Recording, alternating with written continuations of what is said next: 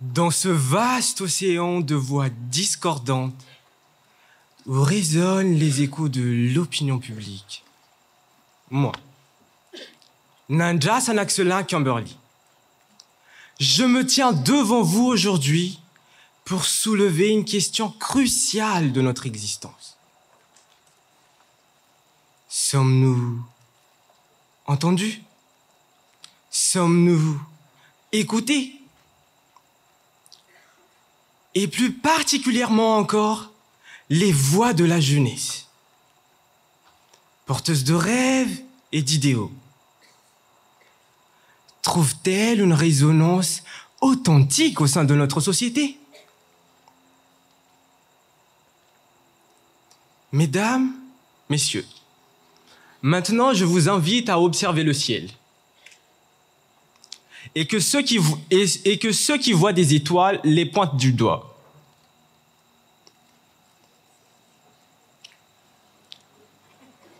Merci. Imaginez maintenant que ces étoiles-là soient nos voix.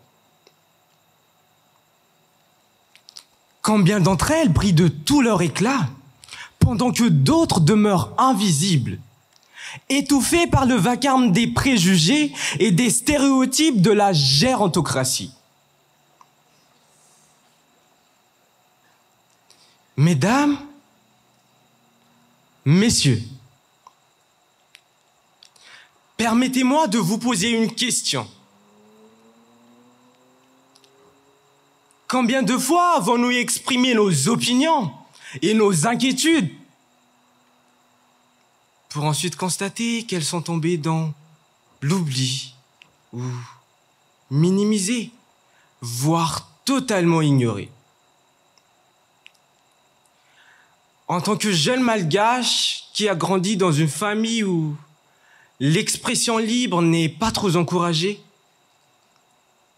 où la voix des adultes est la seule chose qui compte, dans une société où les hommes doivent garder leur mal-être, j'ai eu du mal à écrire ce discours. Par peur des préjugés, des représailles, mais surtout par peur d'offenser ma chère et tendre mère. Mais sauf que chaque jour, je me réveille avec un immense poids sur les épaules, le sentiment que les choses doivent changer. Alors je me répète que rien n'est impossible si je me bats assez fort.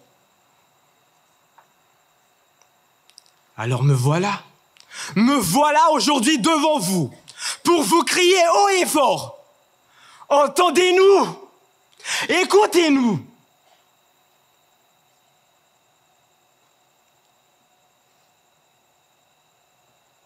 Sinon, à quoi bon riment ces multiples lois et déclarations reconnaissant les droits des jeunes à être entendus et à participer au processus décisionnel?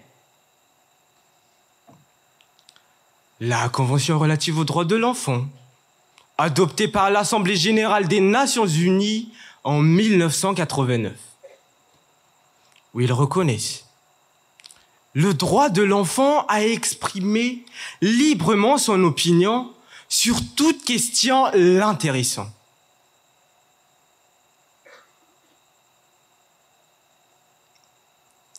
Est-ce des paroles en l'air?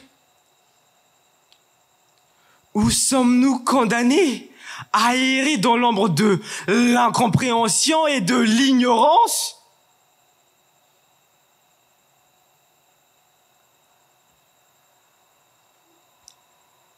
Nous les jeunes, qu'ils perçoivent comme étant une voix faible dans le concert de génération, méritant d'être entendus, écoutés et surtout d'être respectés. Surtout dans un pays comme Madagascar, où les intérêts du gouvernement ne sont ni la culture, ni la connaissance, et encore moins le développement de sa population, mais plutôt s'enrichir, et encore s'enrichir, et encore s'enrichir, jusqu'à nous trahir.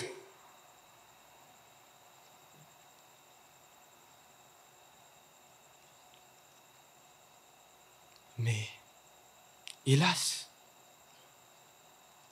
la réalité est autrement. Car trop souvent, mesdames et messieurs, nos idées sont reléguées au silence. Nos aspirations étouffées par les poids d'expérience et des traditions ancestrales, tenues encore une fois par les adultocentristes néophobes. Mais, je vous le dis, chers auditoires, nous ne sommes pas des tyrans, mais nous sommes l'espoir, l'innovation, le potentiel du changement. Regardez autour de vous. Observez ces jeunes activistes qui se lèvent pour défendre leurs idées, émettre leurs avis et opinions, comme Greta Thunberg pour l'environnement, Malala Yousafzai qui élève sa voix pour la justice sociale, Emma Gonzalez qui se bat pour l'égalité des chances. Leurs paroles sont des forces qui ne peuvent et ne devront pas être ignorées. Car après tout, si on reste dans le déni et fait le sourd face aux cris de la jeunesse, on risque de rater les prochains leaders, les prochains entrepreneurs, les prochaines inventions les plus révolutionnaires. Et qui sait, peut-être les danses TikTok les plus mémorables.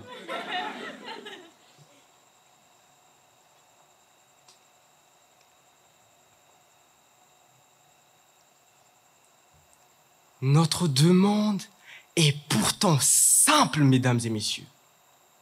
Très simple même. La considération.